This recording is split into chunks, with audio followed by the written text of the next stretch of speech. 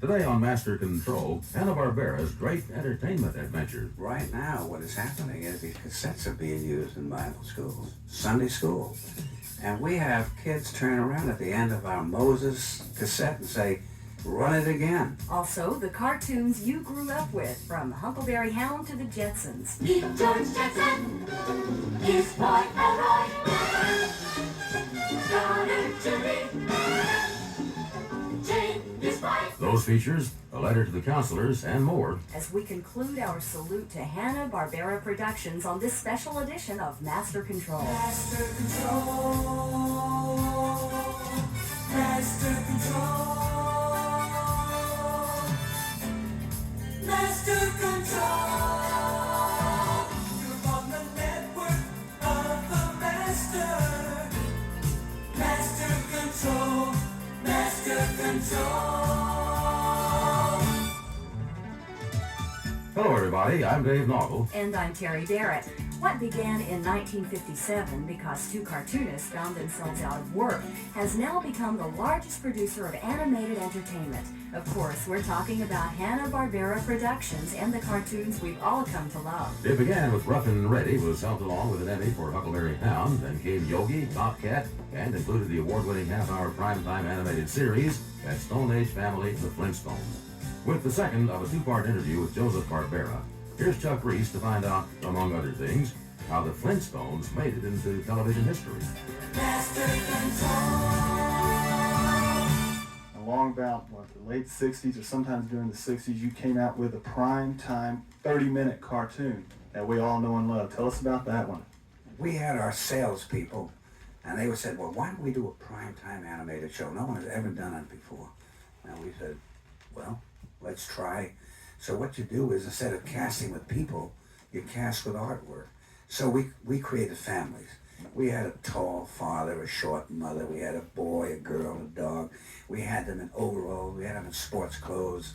We tried a fat father, a thin mother, and it went on until how it happened, I really don't know. I wish I could say I thought of it, but we put them in caveman clothes, right? And they had no shoes, and they had no gasoline, so when they moved their little cars, their feet would propel them. And then we hit on the gimmick that made it work. We took the words and we turned them into Stone Age words like Polar Rock camera, okay? Stoneway piano. We had Ann Marg Rock, and Ann Margaret was a guest, and she sang a lullaby. The baby was born, it was called Pebbles. And by the way, that was the first baby ever born then and now in any cartoon. That was a total smash success. Let me go back on that. When that show premiered, the review was a big headline that said, "This is a pen and ink disaster." That was the headline of Variety, and I go, oh boy.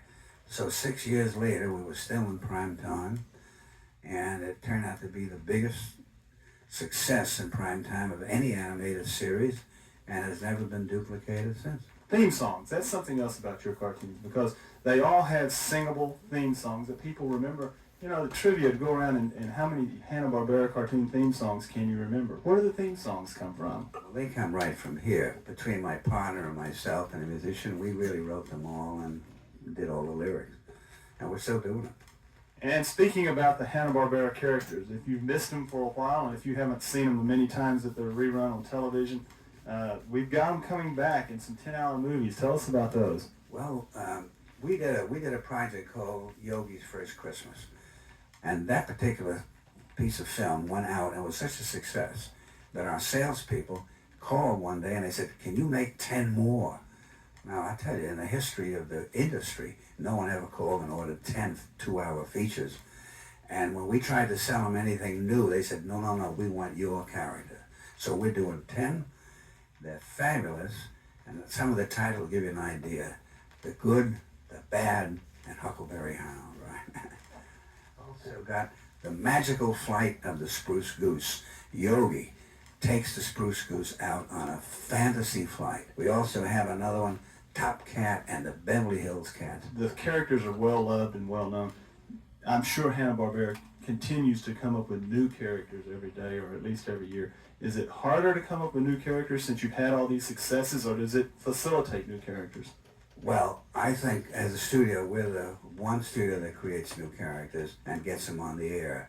It is a little harder today because there's been a tendency to try to take toy-oriented shows, and it can start with a toy that's a success and you build a show out of it. You find that they last about as long as the life of the toy, which is like 1 or 2 years.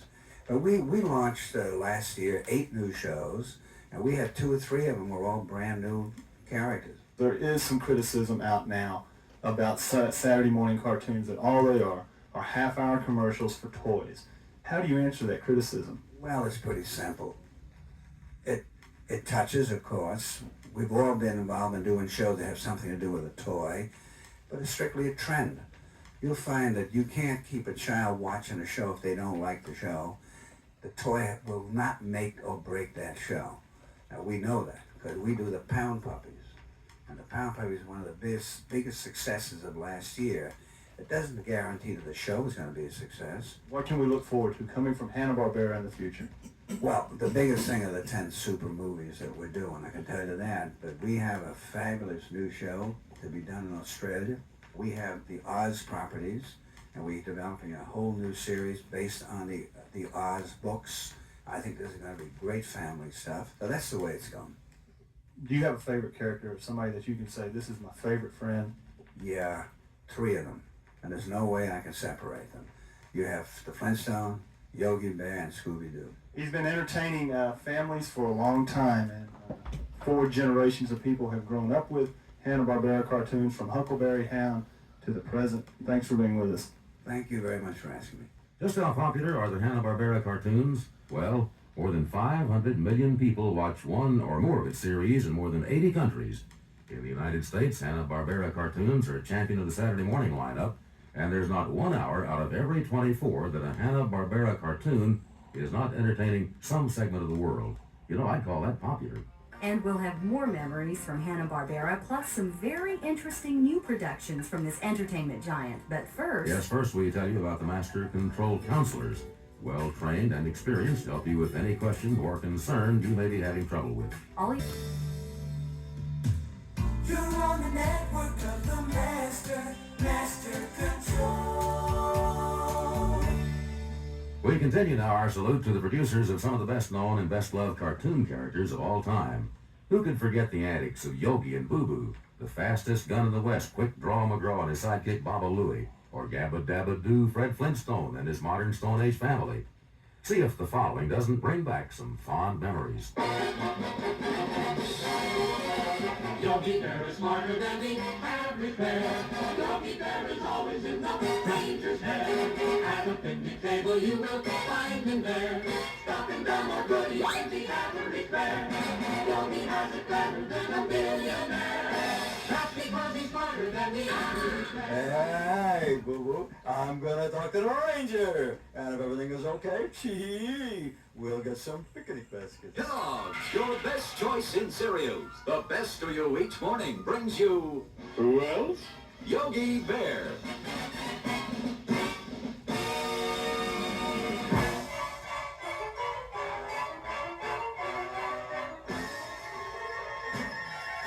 Hi, this is Elroy. I'm 9 years old. I'll always be 9 years old, you know what I mean? Because I came out of a pencil. A pencil. They just draw me on a paper and then they make a cartoon character out of me. But that's okay. Money's good. Meet George Jetson. His boy Elroy. Daughter Judy. Jane is right.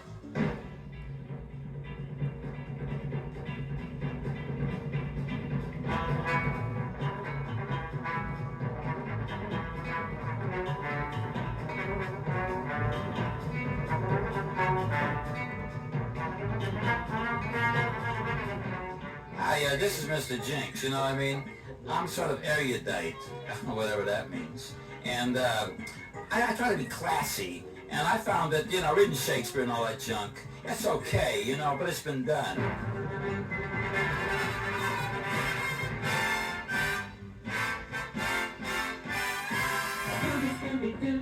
a gift for you. Scooby, Scooby Doo, where are ya?